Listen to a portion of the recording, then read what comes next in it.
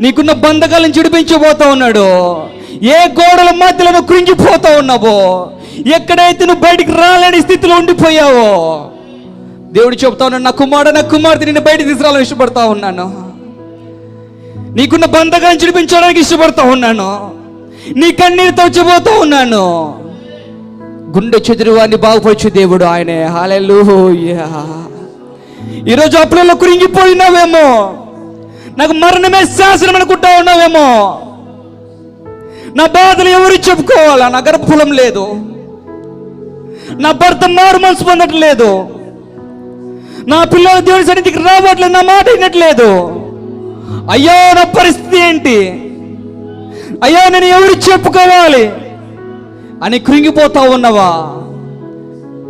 బంధకాలు ఉండిపోయినవా? దేవుడు చెప్తా ఉన్నాడు, ఈరోజు నీకు గొప్ప విడుదల కలుగ చేయబోతా ఉన్నానని